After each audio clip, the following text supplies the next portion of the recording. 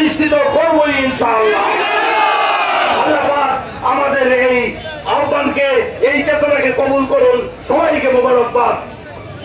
আমিন। আসসালাতু ওয়াসসালামু আলা রাসূলিল কারীম ওয়া আলা আলিহি ওয়া আসহাবিহি আজমাইন।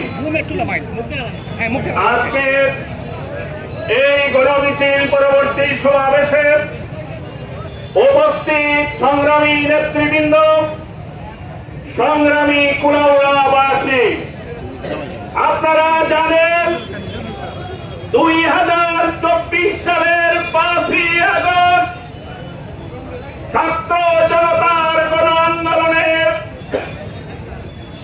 এই দেশের স্বৈরাচার ফ্যাসিস্ট শেখ হাসিনা পালিয়ে গিয়েছিল।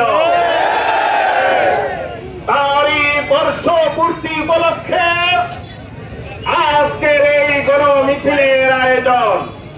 প্রিয় ভাই সব, আমরা বলতে চাই, এই আন্দোলনে যারা শহীদ হয়েছে, যারা আহত হয়েছে, বঙ্গুত্ব বরণ করেছে, আমরা সকলকে শ্রদ্ধার সাথে স্মরণ করছি।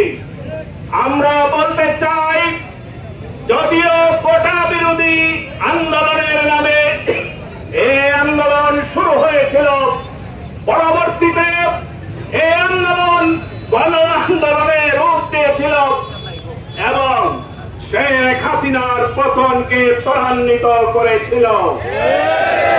আজকে যে বৈষম্যহীন সমাজ গঠনের জন্য যারা আত্মত্যাগ করেছে, জীবন দিয়েছে, আমরা জামাত ইসলামীর পক্ষ থেকে দ্ব্যর্থহীন কণ্ঠে ঘোষণা করতে চাই, এই দেশের সবুজ ভূখণ্ডে জামাত ইসলামী আগামীতে বৈষম্যহীন সমাজ বিনির্মাণ করবে ইনশাআল্লাহ।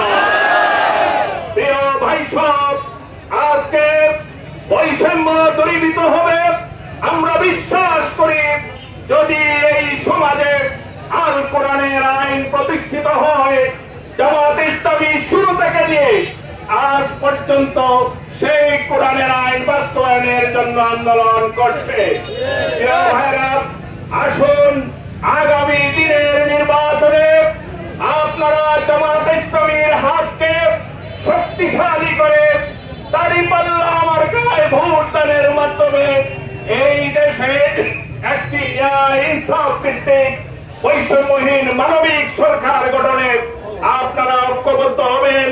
এই আহ্বান রেখে যারা আজকের এই মিছিলকে সার্থক সফল করেছেন, তাদেরকে, কুলাউড়াবাসীকে, ব্যবসায়ী বৃন্দকে, সকল স্তরের জনতাকে জামাত ইসলামী কুলাউড়া উপজেলা শাখার পক্ষ থেকে আন্তরিক মোবারকবাদ জানিয়ে আমাদের মিছিলের কাজ এখানেই সমাপ্তি ঘোষণা করছি। বাংলাদেশ জিন্দাবাদ, বাংলাদেশ জামাত ইসলামী জিন্দাবাদ।